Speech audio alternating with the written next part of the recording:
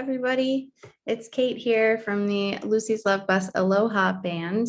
And today I wanted to talk a little bit about ukulele tuning, because that is always, it's the hardest thing I think to teach over Zoom to kids.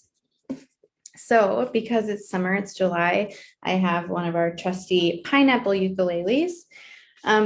And it has the colored strings, which is really helpful. Instead of trying to remember the notes of the strings, you can go by color. So sometimes when I'm teaching younger kids, I'll say, play the yellow string. So this isn't my ukulele, just borrowing it to kind of show you. But I want to go over tuning, and I figured that would be easier in a recorded version. So one of the easiest things to do, if you have access to an iPad or a smartphone, is to download an app for tuning. Often when I'm so used to tuning now that I often do it by ear, but I also will sit at a piano and play the notes. But you can get an app, and I think there's even specific ukulele apps, so it will tell you exactly what notes you need for the ukulele. I have an app called Tuner, very basic. And then you can choose the instrument. So I'm going to choose soprano ukulele. If you have a small ukulele, which is this size, about as big as my face, it's a soprano ukulele. It just means it has higher notes. And this is what your tuner is going to look like. And when you play a note, it'll show you about what that note is. And so this is close to a G. But see, it's a little bit flat, and I want it to get right in the middle. So I need the note to go up a tiny bit so that it'll show that it's a G. And that means I need to twist this string a little bit tighter. So the tighter the string, the higher the note, because you're actually kind of shortening the length of the string. So if you had like boom whackers, those tubes that play notes, the short ones are high notes and the long ones are low notes. So the bigger the sound, the bigger the note, the lower. So I'm going to shorten the length of the string by tightening it, which makes it higher. That was a tiny change. So you don't want to crank it too far, because the string might get so tight that it breaks, and then you'll go too high and you'll have to go back. So you just want to do a little tiny. Now I'm going to check and see, is that better?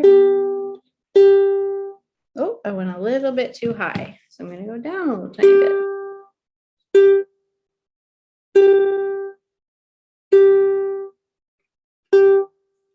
Pretty close. So now on the app, yeah, and the line, you might not be able to tell over the screen, but the line actually sort of brightens when you hit it right on. So the first string closest to your face, that's how I always describe it. The first string closest to your face is G. The second string down, or on this, the red string, is C. So you're actually going down. First string is a little higher, and we're going down to C. Let's break off.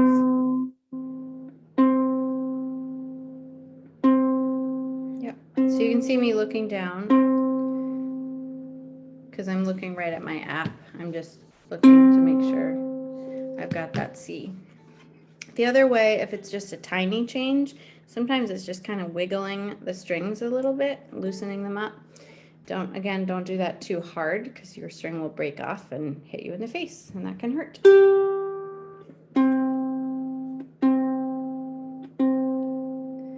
we're just making these little tiny changes. And as I've said in class before, if you get close enough, that's okay. Because when you're just learning ukulele, it's okay if it's not perfect at first, because you're just wanting to learn the shapes of the chords and the rhythms and the melodies.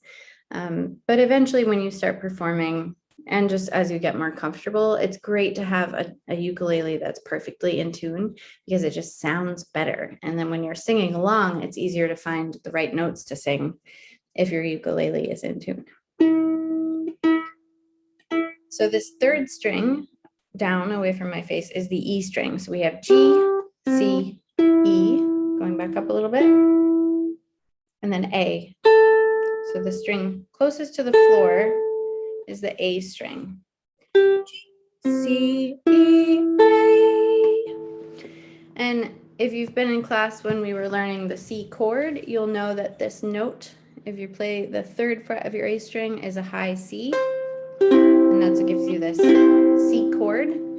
So often when I finish tuning my ukulele, I like to play a chord like the C. And if it sounds really bad, then I know maybe I need to retune again or double check my tuning. But if it sounds pretty good, resonant, sounds like a C chord, could sing along with it, then you're probably pretty in tune. The other thing you can do if you know how to play your C scale, which we've worked on a little bit, we'll work on some more. You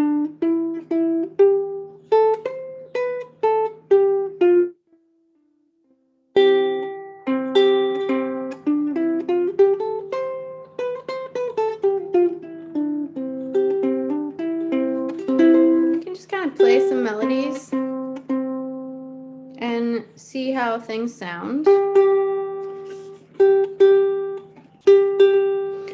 What I just did there is I noticed something sounded slightly off in a very tiny way. That might not matter to a lot of people, but I thought it might be my G string, the one closest to my face. So I found the G note on the E string. So here's E, F, G, and I want to match making the G on the E string to the G on my face. Pretty close.